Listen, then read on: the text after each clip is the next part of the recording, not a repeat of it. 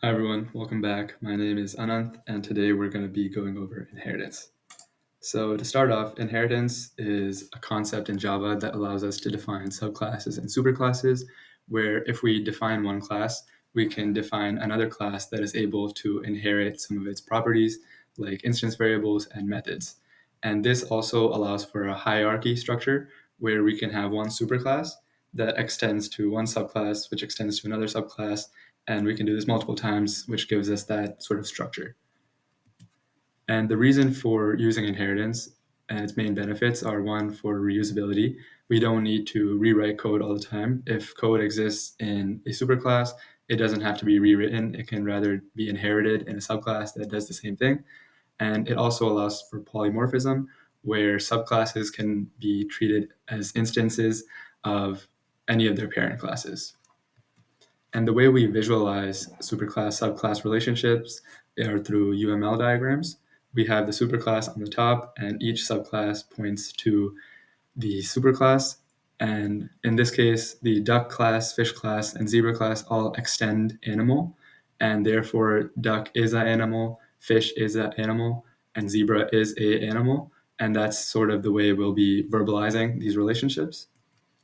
And the scope of inheritance has to do with, which methods are passed down from superclass to subclass, and the only ones that are visible to subclasses, because you don't always want everything to be public to, all the subclasses if you're extending like 10 classes down or something. So only the public and protected fields and methods are available, and private means it is private to only the class that you are in currently. And an example of this from our previous slide is in the duck class. For example, if the duck were to inherit the make noise method or sleep method from the animal, it can only use those if they are public or protected. And if the animal class has some other method, like, I don't know, get age, then and it wants that to be private, then that would not be available to any of the subclasses. Now that we've covered inheritance and conceptually, let's do some practice. So today we're going to be creating an animal, bird, and duck class, where the bird class extends the animal class and the duck class is a subclass of the bird class. We're going to write methods for sleep, can fly, and quack in the respective classes and make sure that each one of them has appropriate instance variables. All right, now that I've made it to Eclipse, I'll get started with writing the animal, bird, and duck class. And first thing I have to start with is the class which the rest of the classes will be extending, so the animal class. So I'll say class animal, and I can define it with the property age, since all animals have an age, and also the method sleep, since all animals are able to sleep. It's something that can be easily reused, so I'll say public void sleep.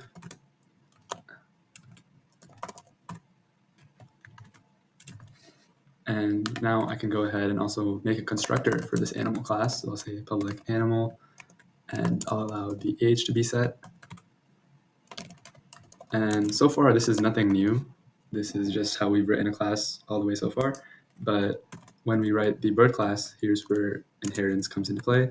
So I'll say class bird, and to make it a subclass of the animal class, we're going to use the extends keyword, and we'll say class bird extends animal, and I'll give bird the Boolean property of can fly, and then I'll also give it the public method of can fly. So just returning that value. And as you can see, we are still having some red underlines with bird, and that is because we did not create a constructor that calls the class that we're extending. So I'll say public bird, and I'll accept the Boolean parameter can fly. And here I can also accept the age parameter. So I'll say int age, since the bird is also an animal and it will have that same parameter. And here, to call this constructor right here without rewriting the int age and all that code, I'll use the super keyword, which calls the superclass's constructor for me. And then I'll set the instance variable can fly the way we normally do. And now that I've done this, I'll go one more down and write the duck class. So class duck extends bird, but here, unlike interfaces, to extend both bird and animal, we can't use commas to separate the classes that we want to extend.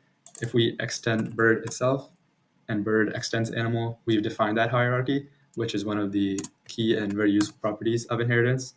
So now class duck, and we'll give it no instance variables, but we'll define the property of quack, so public void quack, and here we'll just print out quack. And now that we've done this, last thing we need to do is create a constructor.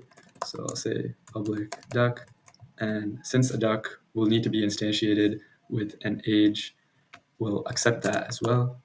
So I just accept age, and we know that ducks can fly anyway, so we'll call super like this, and we'll just pass in true for the parameter right here. So once again, quick recap. Duck is our most subclass, the one on the bottom of the hierarchy. It extends bird. When we call super with age and true, we call this constructor right here, which then calls the animal constructor and sets the age. Now we can try instantiating the duck. So I'll say duck equals new duck, and I'll pass in age of 10. And now I can call any of the methods. So I can call duck.sleep, which was defined in the animal class, and this should print out the z's to the console. And another thing I want to point out is the property of polymorphism. We don't need to treat this duck as if it has the type duck, even though we're instantiating it like this. We can say animal duck is equal to new duck. And on this duck animal as well, we can call sleep, and we should have this printed out again to the console. And this is a quick example of polymorphism in action. Now that we've gone through inheritance and we've done some practice, I will do a quick recap. So inheritance is the concept in Java where subclasses can inherit properties from another superclass that it extends, and this allows for code reusability and also defining a hierarchy structure.